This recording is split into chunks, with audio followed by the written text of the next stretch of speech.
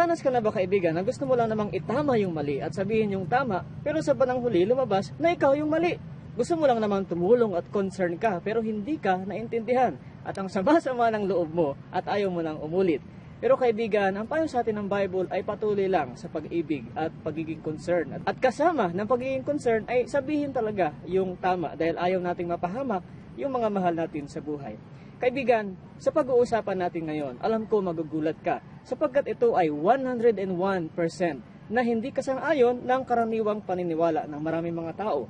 5 katotohanan tungkol sa kamatayan na marami ang hindi nakakaalam.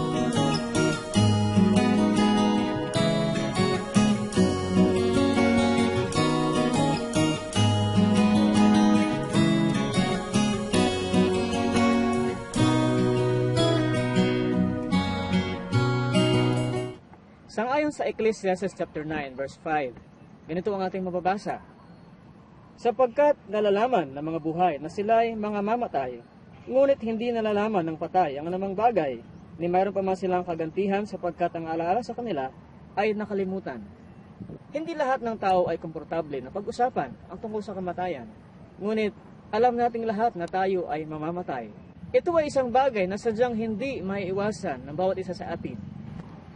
Ngunit, may mga katotohanan tungkol sa kamatayan, napakarami ang hindi nakakaalam. At nais kong sabihin ito sa iyo sapagkat ang mga bagay na ito ay napakalaga. Una, ang mga patay ay hindi na bumabalik. Sangayon sa Job chapter 7 verse 9 and 10, ganito po ang ating mababasa. Kung papaanong ang ulap ay napapawi at nawawala, gayon siyang bumababa sa Sheol ay hindi na aahon pa. Siya ay hindi na babalik pa sa kanyang bahay, ni malalaman pa man niya ang kanyang dako. Sangayon pa rin, kaibigan, sa popular na paniniwala, yung nagpasalin-salin at nakagisnan, ang mga tao ay naniniwala na kapag ang isang tao ay namatay, may panahon na siya ay nagpapagala-gala pa sa lupa. Ang iba ay naniniwala na mayroon silang 40 days na nagpapagala-gala sa lupa. Ang iba ay nagpaparamdam daw sa kanilang mga mahal sa buhay bago sila umakyat sa langit. At pagkatapos ng 40 days, aakyat na sila sa langit, at nagse-celebrate at naghahanda yung iba sapagkat yun na ang araw na ang kanilang mahal sa buhay ay akit na sa langit. Ngunit, ang sabi sa atin ng Bible verse na binasa natin, ang mga patay ay hindi raw bumabalik. At ako'y naniniwalang, kaibigan, na kaya ka nanonood sa video ito, interesado ka sa usapang Biblia at nais mong sundin kung ano nga ba ang sinasabi ng banal na kasulatan. Marahil ay taliwas ito sa ating nakagisnang paniniwala, pero ito ang sinasabi ng banal na kasulatan. Pangalawa, ang mga patay ay wala nang nalalaman. Sangayon pa rin sa Ecclesiastes chapter 9 verse 5 and 6, ganito po ang ating mababasa. Sapagkat nalalaman ng mga buhay na sila'y mga mamatay, ngunit hindi nalalaman ng patay ang anumang bagay, ni mayroon pa man silang kagantihan, sapagkat ang alaala sa kanila ay nakalimutan. Maging ang kanilang pag-ibig, gaya ng kanilang pagtatanim at ng kanilang pananaghili ay nawala ngayon. Nawala man silang anumang bahagi pa na magpakailanman sa anumang bagay na nagawa sa ilalim ng araw. At sa mga awit 146 verse 4, ganito po ang ating mababasa. Ang hininga niya ay pumapanaw, siya ay nanunumbalik sa kanyang pagkalupa, sa araw ding yaon ay mawawala ang kanyang pag-iisip. Patuloy, kaibigan, na sinasabi ng Bible at pinapahiwatig sa atin na mga patay, wala na silang nalalaman. Kaya nga anuman ang ating pag-iyak, anuman ang ating paghingi ng sorry sa panahon na sila'y patay, hindi na nila yon maririnig. At ang pinakamagandang panahon na iparamdam natin sa kanila at sabihin natin sa kanila na sila ay mahalaga sa atin ay sa panahon na sila ay buhay pa.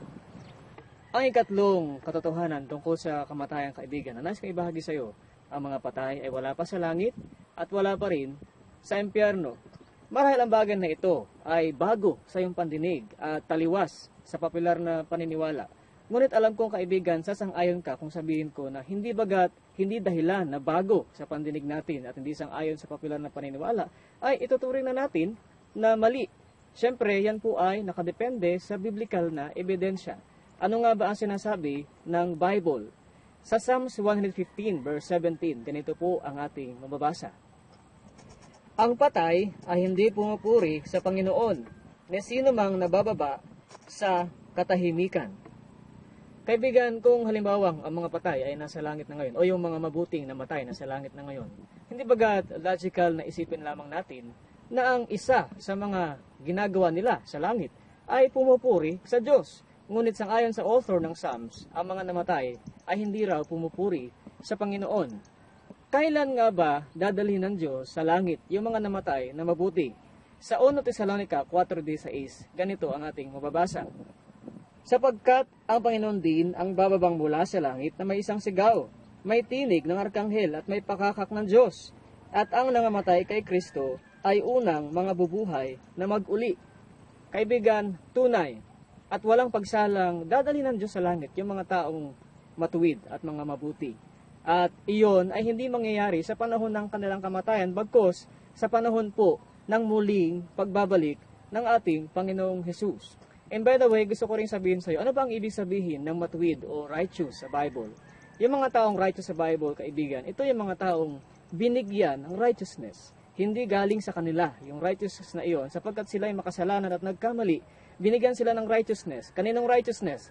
Righteousness ni Jesus Christ. Naranasan nila yung mayamang biyaya ni Jesus. Kaya sila po ay tinatawag na mga makasalanang nailigtas ng biyaya ni Kristo. Kaya kaibigan, kung ikaw ay nagdududa sa iyong sarili, sa iyong mga pagkakamalit, pagkakasala, nais kong sabihin sa iyo na kay Kristo mayroon kang pag-asa at kapatawaran ng mga kasalanan.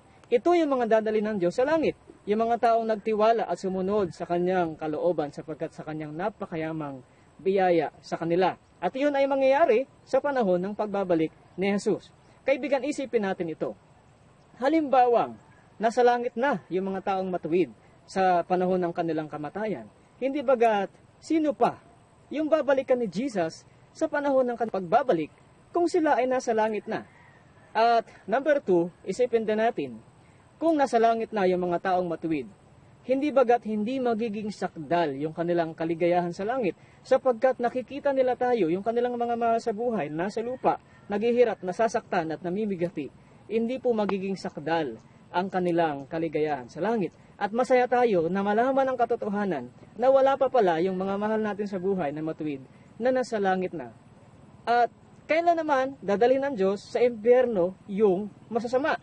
Sangayon po sa Bible, sa John chapter 5, verse 28 to 29, ganito po ang ating mababasa.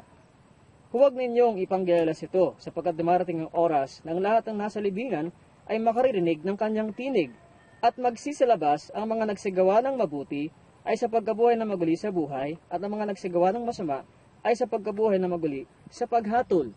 Pinapahiwatig ng talatang ito na lahat daw po ng namatay, mabuti o masama, bubuhayin ng Diyos. At nalaman na natin na yung mga mabubuti, bubuhayin sa pagbabalik ni Jesus. At kailan naman mabubuhay yung masasama para sa kapahamakan o sa parusa? Sa Revelation chapter 20, verse 5, ganito po ang ating mababasa. Ang mga iba sa mga patay ay hindi na mabubuhay hanggang sa naganap ang 1,000 taon. Ito ang unang pagkabuhay na maguli. Ang mga patay na masama ay bubuhayin din, katulad ng basa natin sa John chapter 5 verse 28 to 29, lahat ay bubuhayin. Ngunit hindi pala ito magkasabay. Mabubuhay na mauuna yung mga mabuti sa pagbabalik ni Jesus. At magkakaroon, kaibigan, ng 1,000 years na pagitan. At doon palang bubuhayin yung masasama upang tanggapin nila yung kaparusahan. Ibig sabihin, ito ay bago na naman at marahil hindi mo pa narinig. Ibig sabihin, kaibigan, wala pang impyerno ngayon. Ang impyerno ay isang lugar na wala pang ngayon. Ito ay mangyari pa sa hinaharap.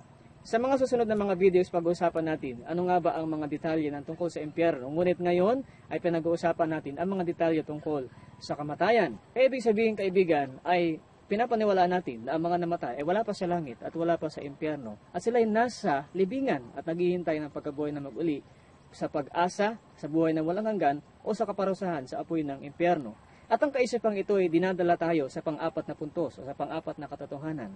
Tatanungin natin kung ang mga patay ay nasa libingan at wala pa sa langit o impyerno, ano ang kalagayan nila sa libingan? Ang ika-apat na katotohanan, kaibigan, ang mga patay ay natutulog lamang. Maraming beses na binabanggit ng Bible na ang mga patay ay natutulog lamang. Halimbawa na lamang sa Psalms chapter 13 verse 3, ganito po ang ating mababasa. Iyong bulayin at sagutin mo ako, O Panginoon kong Diyos. Liwanagan mo ang aking mga mata, baka ako'y matulog ng tulog ng kamatayan. At sa 1 Tesalonica 4:13 hanggang 15, ganito po ang patutuo sa atin ni Apostol Pablo. Sapagkat hindi namin ibig, mga kapatid, na hindi kayo makaalam tungkol sa mga natutulog, upang kayo'y huwag mangalumbay na gaya ng mga iba na walang pag-asa. Binabanggit po ni Pablo dito yung tungkol sa pagkatulog. Anong klaseng pagtulog ang kanyang binabanggit dito? Yung pangkaraniwang pagtulog o pagtulog ng kamatayan?